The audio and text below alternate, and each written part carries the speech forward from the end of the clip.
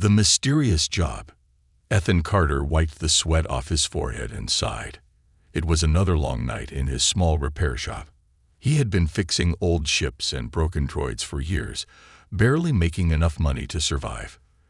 The galaxy was full of big opportunities, but for a small-time engineer like him, jobs were hard to find. Tonight, however, was different.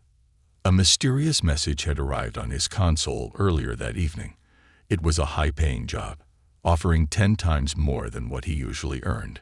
No name, no details, just a location and a single instruction. Fix the armor. No questions. Ethan didn't ask questions, not when there was good money involved. A strange delivery. The client had sent a sealed metal crate, delivered by a quiet, hooded figure who left without a word. The crate was massive, almost as tall as Ethan himself. He carefully pried it open, expecting to see a pile of old parts. Instead, he found something incredible. Inside the crate was a massive suit of armor, unlike anything he had ever seen. It was sleek, black with silver engravings, and covered in strange alien symbols. The metal felt warm under his touch, as if it was alive. This is not normal armor, Ethan muttered to himself. He ran his fingers over the surface, noticing the deep battle scars. This armor had seen combat, serious combat. But who had worn it? And why was someone paying him a fortune to fix it? Something about this job felt wrong, but the money was too good to refuse. The first repair. Ethan grabbed his tools and got to work. He started by scanning the armor with his repair drone. Material unknown.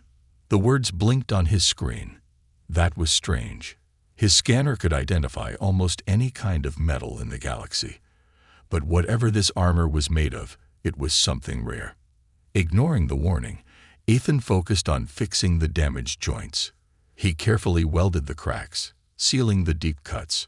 Sparks flew as his laser tool moved across the surface. Then, something strange happened. The moment he sealed one of the deepest cracks, the armor twitched. Ethan froze. His heart pounded. He stepped back, staring at the suit in shock. That was just my imagination, he told himself. He hesitated, then touched the armor again. It was still warm. Maybe it had some built-in technology that responded to repairs, or maybe he was just tired. Either way, he needed to finish the job. A knock at the door. Ethan continued working, fixing the armor piece by piece. Hours passed. The night grew darker. The repair shop was silent except for the sound of his tools. Then, a loud knock on the door. Ethan jumped. He wasn't expecting anyone. The job was supposed to be secret. He turned off his tools and slowly walked toward the door. Through the small glass window, he saw 2 figures standing outside. They were tall, wearing dark cloaks, their faces hidden. Something about them felt dangerous. "Who's there?" Ethan called out. No answer. Another knock, louder this time. Ethan's instincts screamed at him to not open the door. He backed away, his mind racing. Did they know about the armor? Were they looking for it? Then he heard something that made his blood run cold. A low mechanical voice from outside. "We know you have it. Hand it over." The armor reacts. Ethan's breath caught in his throat. Who were they? And how did they know about the armor? Before he could think of a plan, a sudden pulse of energy filled the room. The armor glowed faintly, its symbols lighting up in a soft blue hue. Then it moved. The chest plate shifted slightly, as if something inside had woken up. A strange hum filled the air. Ethan stumbled back, his heart pounding. "What the hell is this thing?" he whispered. A loud bang. The figures outside were trying to break in. Ethan had seconds to decide. He looked at the armor, then at the door. He had fixed something powerful, something alive. And now, someone wanted it back. The armor comes to life. Ethan's heart pounded as another bang echoed through the shop. The figures outside were getting impatient. The reinforced door could take a few hits, but not forever. He had two choices: open the door and face whoever or whatever was out there, or find a way to hide the armor and hope they left. But before he could decide, the armor moved again. A deep hum vibrated through the workshop. The symbols on the chest plate glowed brighter, pulsing like a heartbeat. Ethan could feel the energy radiating from it, as if the armor was aware of its surroundings. Then the helmet snapped into place. Ethan took a step back, his mind racing. Was something inside it? A loud crash. The door bent inward, nearly broken. Ethan grabbed the nearest tool, a plasma cutter. Not much of a weapon, but better than nothing. Then, without warning, the armor's left gauntlet twitched, and a holographic interface flickered to life in the air. Strange symbols danced across the screen, shifting rapidly. Ethan stared. He had seen hundreds of alien tech interfaces, but nothing like this. The symbols change, reorganizing themselves into a language he understood. Unit repair, 87% complete. Combat systems, reinitializing. Host detected. Host. Ethan barely had time to process what that meant before the door exploded inward. The attack. A thick cloud of smoke filled the shop as the intruders stormed in. They weren't human. Tall, gray-skinned humanoids with glowing yellow eyes and intricate armor plating stepped forward. They moved with precision, their weapons sleek and advanced, humming with deadly energy. One of them, a leader, perhaps, took a step closer, scanning the room. His piercing gaze locked onto Ethan. "Where is it?" the alien demanded in a harsh, metallic voice. Ethan tightened his grip on the plasma cutter. "Where's what?" he asked, playing dumb. The alien didn't look amused. He raised a black device, a scanner, Ethan guessed, and waved it toward the armor. The glowing runes flared as the scanner beeped. They knew. The leader's expression turned cold. "Human, you have no idea what you're involved in." He gestured to his soldiers. "Take him." The nearest soldier lunged forward. Ethan dodged, swinging his plasma cutter wildly. He managed to slash the alien's arm, leaving a burning wound, but the soldier barely reacted. Too strong, too fast. Ethan backed up against the workbench, trapped. Then, the armor reacted. A guardian awakens. The symbols on the armor flared bright blue, and the entire suit levitated. Ethan barely had time to blink before a deep mechanical voice filled the room. "Hostile presence detected. Engaging defensive protocol." The armor lunged forward on its own. The nearest alien had no chance. A metallic fist slammed into his chest, sending him flying across the workshop. Another soldier raised his weapon. Too slow. The armor moved like a phantom, closing the distance in an instant. Ethan could only watch as the black gauntlets twisted and reshaped, forming clawed extensions that tore through the enemy's weapons like paper. Sparks flew as the intruders cried out in alarm. The leader stepped back, eyes wide with shock. "Impossible," he muttered. "She was supposed to be dead." She. Before Ethan could ask what that meant, the armor turned to face him. For the first time, he noticed something strange. The helmet's visor was no longer empty. A faint, ghostly figure shimmered inside. A woman's face, alien yet familiar, her piercing silver eyes staring directly at him. Ethan's breath caught in his throat. "Who are you?" he whispered. The figure inside the armor tilted her head, as if studying him. Then, in a voice both commanding and ancient, she answered, "You are the one who restored me." A pulse of blue energy erupted from the armor, knocking the remaining intruders off their feet. The leader growled, pressing a button on his wrist. "This isn't over, Queen. The warlord knows you're alive." Then, in a flash of light, the attackers vanished. Ethan's dilemma. Silence filled the room. Ethan looked around at the wreckage of his shop, his mind still struggling to understand what had just happened. His gaze returned to the armor, the floating, living armor, and the woman inside it. Queen. His gut told him he had just walked into something far bigger than himself. The figure inside the armor studied him again. "You repaired my armor, human," she said softly. "You saved me." Ethan exhaled, running a shaky hand through his hair. "Yeah," he muttered, "but I think I just made a lot of enemies." The woman gave a faint smile. "Then I suggest you prepare yourself, because they will come for us, and they will not stop." The armor lowered itself, standing still for the first time. The glow faded slightly, but Ethan knew this was only the beginning. He had fixed something far more dangerous than a simple suit. And now he was part of her war. The truth revealed. Ethan stood in the wreckage of his shop, his mind racing. The battle had lasted only minutes, but everything had changed. The strange living armor floated in front of him, the ghostly image of an alien woman's face flickering inside the helmet. The intruders had called her queen. They had tried to kill her, and now, because he had repaired the armor, they would come after him too. Ethan took a deep breath. He needed answers. He pointed at the armor, trying to keep his voice steady. "Okay, what the hell is going on? Who are you?" The glowing symbols on the armor dimmed, and the alien woman inside the helmet regarded him carefully. Her silver eyes studied him as if she were judging his worth. Then she spoke. "I am Queen Syra of the Valteri Dominion. And you, human, have just restored my throne." A fallen queen. Ethan blinked. The queen.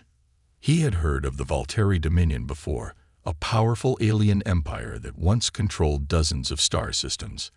But that was years ago. According to the records, their empire had collapsed, and their royal family had been killed in a brutal coup. And yet here she was, alive, hidden inside an armor that had nearly been destroyed. Ethan exhaled sharply. That's impossible. The Valteri were wiped out. The ghostly projection inside the armor shifted, her face unreadable. "That is what my enemies wanted the galaxy to believe." She lifted her armored hand, and a holographic display formed between them. A series of images and recordings flashed across the screen. Battleships burning, cities falling, and an alien warlord sitting on a throne of bone and metal. Ethan frowned. "Who is that?" Queen Syra's voice was filled with quiet rage. "That is Korek the Betrayer, my former general, and the one who stole my empire." She clenched her fist, and the hologram shattered into dust. "He hunted my family, killed my people. I barely escaped with my life." Ethan ran a hand down his face. He had patched up a lot of things in his life, but never an exiled alien monarch. "So let me guess. You went into hiding, and your enemies thought you were dead." The queen nodded. "My armor was damaged in battle. I was forced into stasis, waiting. But my enemies never stopped searching for me." Her silver eyes locked onto his. "And now, they have found me." The weight of a choice. Ethan paced across the room, running through his options. He had fixed something far bigger than he understood. He had awakened a queen. And now he had painted a target on his back. He could still walk away. He could leave now, change his identity, and pretend this never happened. But deep down, he knew the truth. The moment he accepted this job, his fate had already changed. He sighed. "All right. Say I believe you. What happens now?" Syra tilted her head slightly. Now, we survive." She gestured to the wreckage around them. "They will come for us. Korek will not let me live. We must move before they return." Ethan nodded. That much, at least, made sense. But before he could respond, a warning alarm blared from his console. "The hunter arrives." Ethan rushed to his screen, checking the incoming transmission. His stomach twisted. A black warship had entered orbit. Unknown vessel detected. Signature matches Korek's elite hunters. Zyra's expression darkened. "They are already here." Ethan cursed under his breath. A low rumbling filled the air as the warship descended toward the planet. The enemy had tracked the armor's energy signature. They knew exactly where to find them. Ethan turned to Xyra, his mind made up. We need to leave. Now. The Queen regarded him carefully. And where would we go, human? Ethan grabbed his toolkit and a datapad, already making calculations in his head. I have a ship. It's not much, but it'll get us off-world. Xyra's silver eyes flickered with something close to amusement. You would help me, even knowing the danger. Ethan exhaled sharply. I just spent hours fixing your armor. No way in hell I'm letting these guys wreck it again. Xyra studied him for a long moment, then nodded. Very well, engineer. We fight together. The Great Escape. Ethan grabbed a pulse rifle from a hidden compartment in his shop. All right, follow me. My ship's docked nearby. The two of them moved quickly through the back exit, avoiding the wreckage of the fight. The air smelled of burnt metal and ozone. As they ran through the darkened alleys of the industrial zone, a series of bright lights appeared in the sky. Dropships. The enemy was landing. Ethan swore. We won't make it without a distraction. Xyra glanced at him. Then we make one. She lifted her armored hand, and the symbols on her gauntlet glowed brighter. Then, with a simple motion, she raised it toward the enemy landing zone. A wave of blue energy pulsed outward. The nearest dropship spiraled out of control, crashing into the ground in a fiery explosion. Ethan stared. Holy hell! I thought your armor was still damaged. Xyra smirked. You repaired it well, engineer. The enemy forces, now in chaos, scrambled to regroup. Ethan grabbed her wrist. That was great. Now let's go. They sprinted toward the docking bay, where Ethan's ship, a *** rusty, but reliable freighter named the Sparrow, *** waited. The moment they boarded, Ethan powered up the engines. The ground shook as another enemy warship descended. Xyra turned to Ethan, her expression calm but determined. Once we leave this planet, there is no turning back. Ethan smirked as he pulled the controls. Lady, I think we passed no turning back a long time ago. With a roar of engines, the Sparrow blasted into the sky. The enemy opened fire, but they were already gone. The chase begins. The Sparrow shot through the planet's atmosphere like a bullet, leaving the burning city behind. The engines roared as Ethan gripped the controls, his hands moving on instinct. His ship wasn't the fastest in the galaxy, but right now it didn't need to be. It just needed to get them out before Corex hunters locked on. A red alert flashed on his screen. Enemy warships incoming. Lock-on detected. Ethan swore under his breath. He risked a glance at Xyra, who sat beside him in the co-pilot's seat, her glowing armor pulsing faintly as she watched the enemy ships appear on the radar. Looks like they're not giving up, Ethan muttered. Xyra didn't flinch. Korak's forces are relentless. He will not stop until I am dead. Ethan clenched his jaw. Then let's make sure that doesn't happen. Dogfight in the stars. 3 sleek black warships emerged from the clouds behind them, their engines flaring red as they closed the distance. Ethan's scanner beeped wildly as the targeting systems locked onto them. Then, a burst of plasma fire. Bright blue energy bolts streaked past them, narrowly missing the hull. Ethan yanked the control stick to the side, sending the Sparrow into a sharp roll. The ship shuddered under the force, alarms screaming in protest. Xyra's expression remained unreadable, but Ethan could feel her watching him. Your ship is barely combat ready, she observed. Ethan grinned despite the chaos. Yeah, watch this.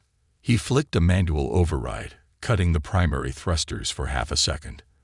The Sparrow suddenly dropped, causing one of the enemy warships to overshoot them. The moment they were behind the enemy ship, Ethan slammed the weapons panel. A pair of plasma cannons on the Sparrow's underbelly roared to life. Boom! The nearest enemy fighter erupted in flames, spiraling out of control before vanishing in a fiery explosion. Ethan whooped. That's one down. But the celebration was cut short as another missile lock warning blared. Xyra's eyes narrowed. They will not fall for the same trick twice. Ethan gritted his teeth. She was right. The remaining 2 enemy ships had adjusted their formation, boxing them in. "We can't outgun them," Ethan muttered. "We need another plan." The asteroid field. A quick glance at his navigational screen gave Ethan an idea. Just ahead of them was a massive asteroid field, floating between 2 dead planets. A natural hazard, but also the perfect cover. Ethan punched the throttle.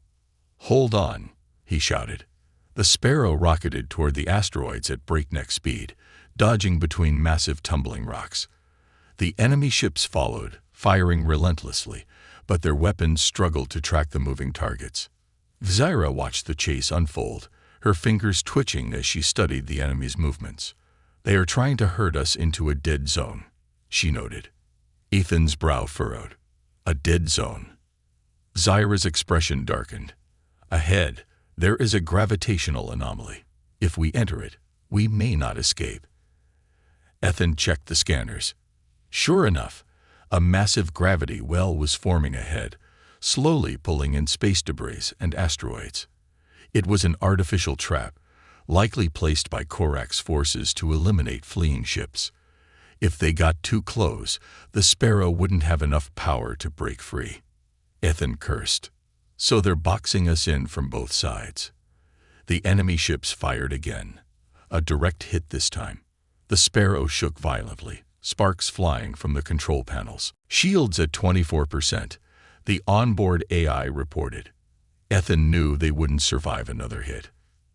Zyra's silver eyes gleamed as she turned to him. "Then we turned the trap against them, reversing the ambush." Ethan's mind clicked into action. "We bait them into the gravity well and escape at the last second." Zyra nodded. "Exactly. It was risky. If they miscalculated, they'd be pulled in too. But they didn't have a choice." Ethan adjusted the controls, diving toward the anomaly. The enemy ships followed, thinking they had won. The Sparrow shook as the gravitational pull increased. Zyra suddenly extended her armored gauntlet, and the symbols on her armor pulsed with power. The ship's systems flickered, then stabilized. Ethan's eyes widened. "Wait, did you just—" "Focus, engineer," Zyra interrupted. Ethan swallowed his questions and gripped the controls. Almost there. The enemy ships realized the danger too late. As the gravitational pull dragged them forward, Ethan slammed the ship into a hard spin, using the momentum to slingshot away at the last second. The enemy pilots tried to turn, but the pull was too strong. Both warships were yanked into the gravity well, their hulls twisting under the force before they vanished into the swirling void. Ethan let out a shaky breath as they cleared the danger zone. A moment of peace. The Sparrow drifted into open space, leaving the battlefield behind. For the first time since this started, there was silence. Ethan sagged back into his chair. "Well, that was insane." Zyra studied him with a newfound respect. "You are more skilled than I expected, engineer." Ethan smirked. "And you're full of surprises yourself, Queen." A rare smile touched her lips. But the moment was short-lived. A transmission flickered onto the screen. "This is Korak the Betrayer." Ethan and Zyra both tensed. A towering figure appeared, a hulking alien with black armor and burning red eyes. His voice was a low growl, filled with contempt. "You may have escaped, but you will not run forever." His lips curled into a sneer. "I am coming for you, my queen." The transmission cut off. Ethan exhaled sharply. "Well, that's not good." Zyra's expression hardened. "No, engineer. It is only the beginning. The battle for freedom." The Sparrow drifted through the quiet void of space, leaving the battlefield and the wreckage of Korak's hunters behind. The hum of the ship's engines filled the cabin, but inside the cockpit, the tension was thick. Ethan stared at the dark screen where Korak's message had ended. "You may have escaped, but you will not run forever." His voice still echoed in Ethan's head. Zyra sat beside him. Her glowing silver eyes locked onto the stars ahead. Her armor pulsed faintly, still charged with the power that had saved them. Ethan ran a hand through his hair, trying to push away the weight pressing on his chest. "Okay," he exhaled. "We bought ourselves some time. Now what?" Fahira didn't answer immediately. She turned her head slowly, her gaze sharp. "We must strike before Korak gathers his forces." Ethan blinked. "Wait. Hold on. Strike. You mean attack him?" Fahira nodded, as if it were the most obvious thing in the world. "If we remain on the run, we will eventually be caught. We must take the fight to him before he takes it to us." Ethan groaned, rubbing his temples. "Lady, I'm an engineer, not a warrior. And in case you haven't noticed, we're flying a rust bucket. How exactly do you plan to strike?" Zyra's lips curled slightly in amusement. "We will not fight alone." Ethan raised an eyebrow. "Oh, so you've got an army hidden somewhere." Her gaze darkened. "I had one." Silence stretched between them. "A lost kingdom." Ethan sighed. "I'm guessing Korak didn't just take your throne. He took everything." Zyra nodded slowly, her eyes flickering with something Ethan hadn't seen before. "Pain. My people were scattered. Those who remained loyal to me were hunted. Korak's rule is absolute, enforced by fear. Many believe I am dead." Her voice lowered. "But not all." She reached out her gauntlet, and the symbols on her armor glowed again. A small holographic map appeared, showing a distant star system marked in red. "There is one last stronghold. My most loyal warriors fled there after the coup." Ethan studied the map. The system was located on the edge of an asteroid belt, deep in neutral space. "And you think they're still alive?" Zyra's expression was unreadable. "There is only one way to find out." Ethan leaned back in his chair, exhaling sharply. "Great. We just escaped certain death. And now we're flying straight into more danger." Zyra tilted her head. "Is that fear I hear in your voice, engineer?" Ethan smirked. "Oh, I'm terrified. But I've already come this far. Might as well see how deep the rabbit hole goes." The hidden stronghold. The journey took 6 hours, but Ethan barely slept. By the time the Sparrow arrived at the coordinates, a massive asteroid belt loomed before them. The scanner beeped. No transmissions, no ships, no signs of life. Ethan frowned. "I thought you said this was a stronghold." Zyra's eyes narrowed. "It is." She lifted her hand again, and the symbols on her gauntlet pulsed. A faint blue wave of energy rippled outward. A moment later, the asteroids moved. Ethan's eyes widened as massive holographic cloaking fields flickered and disappeared. Hidden within the asteroid belt was an entire fleet, dozens of ships, heavily armed, all bearing the royal sigil of the Valtteri Dominion. Ethan let out a low whistle. "Well, that's impressive." Before he could say more, their comms crackled to life. "Unidentified vessel. State your purpose." Zyra stood, her voice commanding. "This is Queen Zyra of the Valtteri Dominion. I have returned." Silence. Then, the comms exploded with overlapping voices. "It's her. She's alive. Impossible. Stand down. Let her through." Ethan raised an eyebrow. "Guess they weren't expecting you." Zyra smirked. "They will soon learn that I do not die so easily." The gathering of warriors. The Sparrow docked inside the hidden stronghold, a massive war station built into the side of an asteroid. The moment Zyra stepped off the ship, a crowd gathered. Soldiers, pilots, and officers, all wearing the battle-scared insignia of the old Valtteri Dominion. They stared at her in disbelief. Some whispered, some knelt. A tall, battle-worn warrior stepped forward. He had deep scars across his face and armor that had seen countless battles. His golden eyes locked onto Zyra's. "My queen," his voice was thick with emotion. "We thought you were lost." Zyra stepped forward, placing a hand on his shoulder. "General Rhaegor, it has been too long." Ethan folded his arms, watching the reunion. "So, Oh, this means we have an army now. Right. Rhaegor turned to him, as if just noticing him for the first time. His gaze was sharp, unreadable. And who is this? Zyra's answer was immediate. This is Ethan Carter. He is the reason I am standing before you now. Ethan blinked.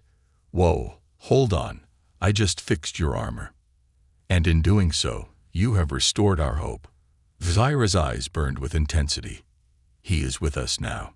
The general studied Ethan for a long moment, then gave a slow, respectful nod. Then he is welcome among our ranks. Ethan muttered under his breath. I was just a mechanic 2 days ago. Preparing for war. The warriors of the Hidden Fleet gathered in the command center. Holograms of Korek's forces flickered above them. His fleet, his strongholds, his movements. Zyra stood at the center, her presence unshaken. We strike before Korek realizes his mistake. We take back what was stolen. The soldiers cheered. Ethan exhaled. Well, guess we're doing this. Zyra glanced at him, her gaze firm. Are you ready, engineer? Ethan smirked. Not even a little.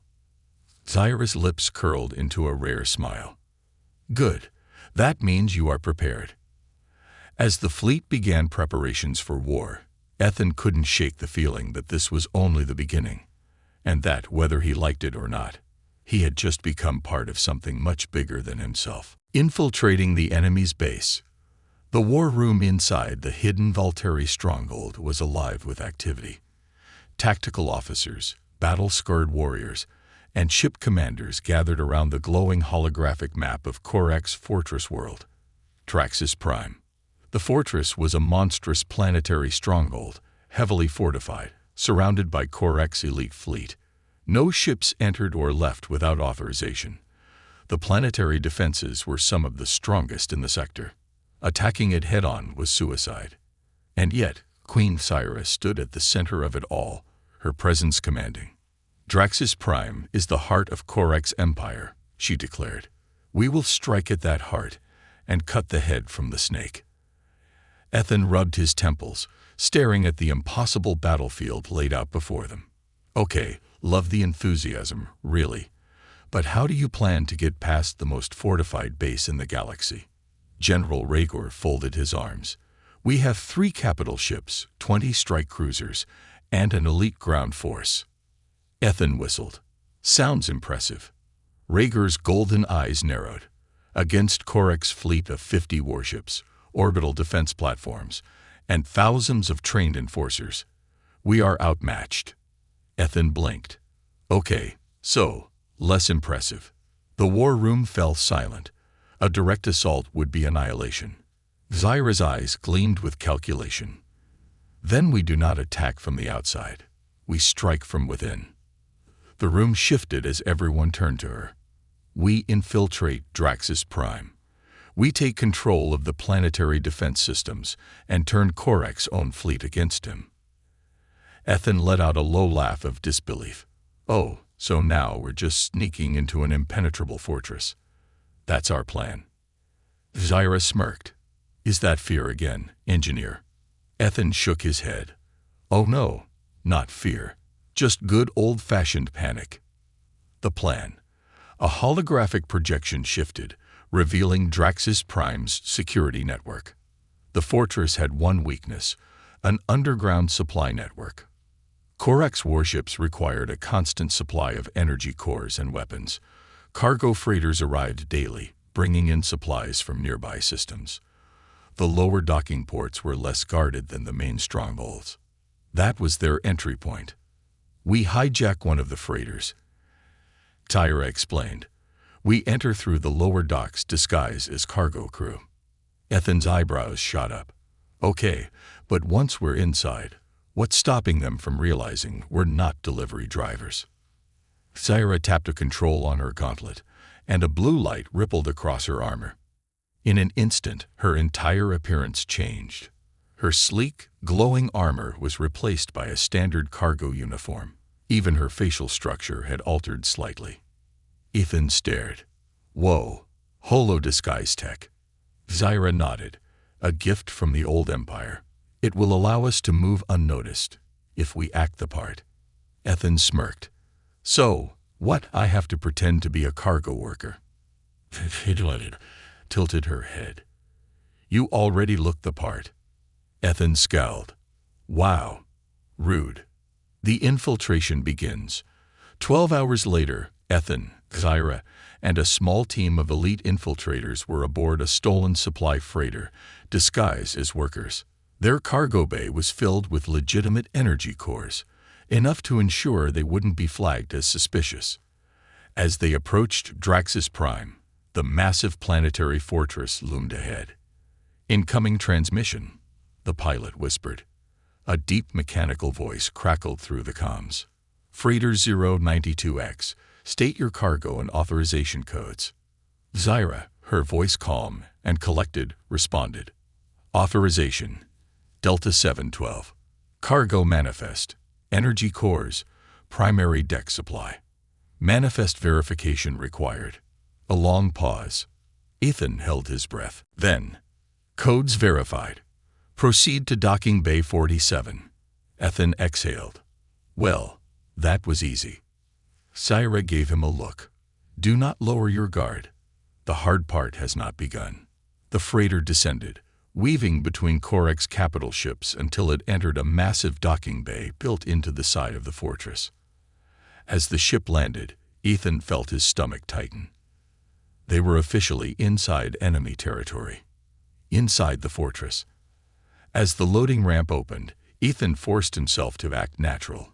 He carried a crate of energy cells, just like the hundreds of other workers moving through the docks. Zyra, Rhaegar, and their team followed, blending into the crowds of engineers, workers, and security patrols. A massive holographic banner loomed over the docking area, Korek's face sneering down at them.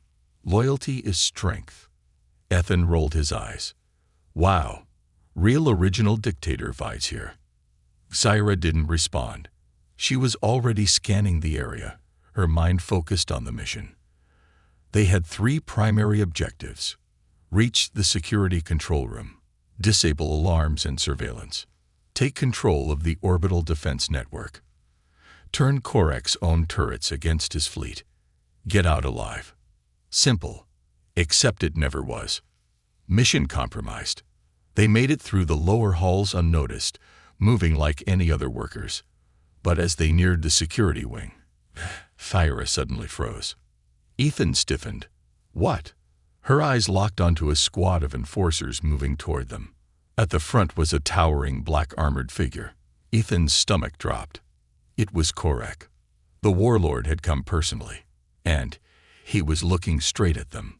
For one breathless second, Ethan thought maybe, just maybe, the disguise was holding. Then Korek's red eyes narrowed. You, he rumbled. Seize them. The Queen's revenge and the engineer's choice.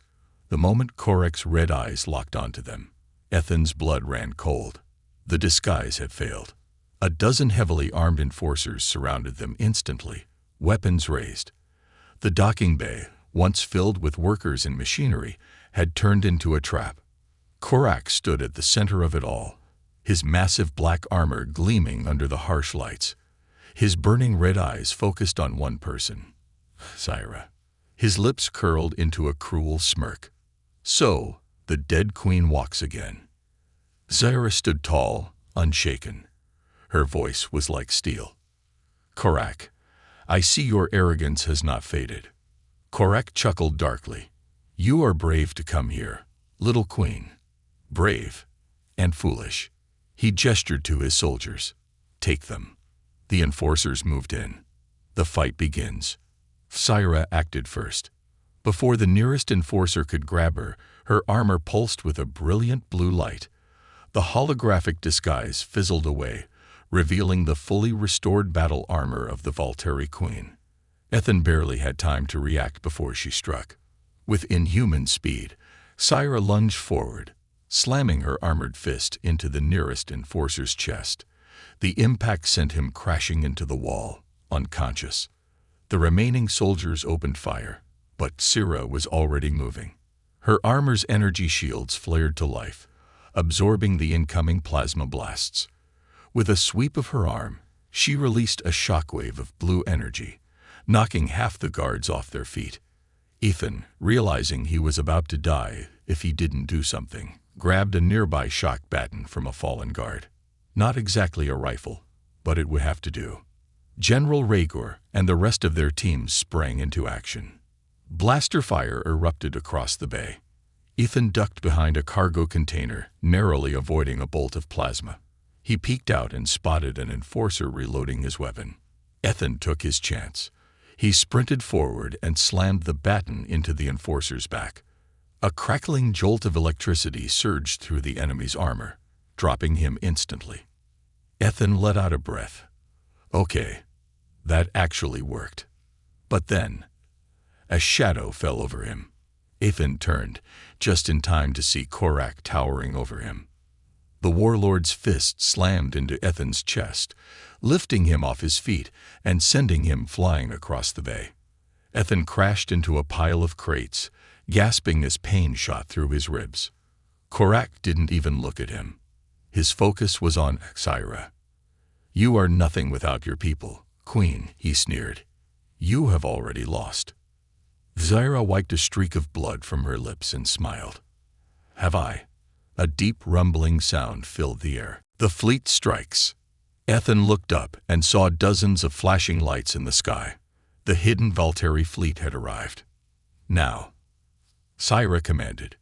In orbit, the stolen defense system activated. The turrets, originally meant to protect Korak's fortress, turned against his own ships. Massive explosions filled the sky as Korak's warships were torn apart by their own defenses. Ethan grinned through the pain. "Oh, now that's satisfying." Chaos erupted in the fortress. Korak's enforcers, realizing they were losing, began to retreat. Syra turned to Korak, her blade extending from her gauntlet. "You have ruled through fear for long enough." Korak snarled. "You think you can kill me?" Syra didn't answer. She lunged. The final duel. Ethan could only watch as Queen and Warlord clashed. Korak's black-bladed sword met Syra's energy-charged gauntlet. Sparks flew as each strike sent shockwaves through the battlefield. Korak fought with brute force, his attacks powerful enough to shatter walls. Syra fought with precision and speed, dodging his blows and countering with deadly accuracy. Ethan tried to move, but his ribs ached from Korak's earlier hit. He could barely breathe. Korak swung his sword in a wide arc, but Syra ducked, pivoting behind him. She drove her blade deep into the gaps of his armor. Korak staggered. Blood dripped from his side. But he wasn't finished. With a roar, he swung wildly, catching Syra across the chest. The impact sent her crashing against a metal pillar. Ethan's heart stopped. Korak loomed over her, sword raised for the final strike. "Goodbye, my queen." But before he could land the killing blow, a gunshot rang out. Korak's body jerked, his blade slipped from his fingers. He turned, his red eyes wide with rage. Ethan stood behind him, a smoking plasma pistol in his shaking hands. "Hey, Warlord," Ethan smirked. "You forgot about me." Korak growled, then collapsed to his knees. Syra slowly rose to her feet, standing over him. She gazed down at her former general, her betrayer. For a moment, there was only silence. Then, she drove her blade through his chest. Korak let out a final, choked breath. His eyes dimmed. And then, the warlord of Draxus Prime was dead. The aftermath. The battle was over. Korak's forces had surrendered or fled. The Valtteri fleet had secured the fortress. For the first time in years, Queen Syra's people were free. Ethan sat on the edge of a crate, still trying to catch his breath. Syra approached him, her armor still scorched from battle. She studied him for a long moment. "You saved my life." Ethan scoffed. "Yeah, well, you saved mine about 50 times before that, so I guess we're even." Syra's lips curved into a rare smile. She held out a small insignia, the royal crest of the Valtteri Dominion. You are more than an engineer now, Ethan Carter. Ethan took the insignia, turning it in his fingers. So what happens now? Zyra's silver eyes burned with determination. Now we rebuild. We take back what was stolen, and we prepare for what is to come. Ethan smirked. And I guess I'm part of this now. Zyra nodded. Yes, engineer. You are one of us. Ethan sighed dramatically. Well, guess I'd better start upgrading my ship. Zyra laughed. Above them, the Volteri banner was raised once again. The Queen had returned, and a new legend had begun.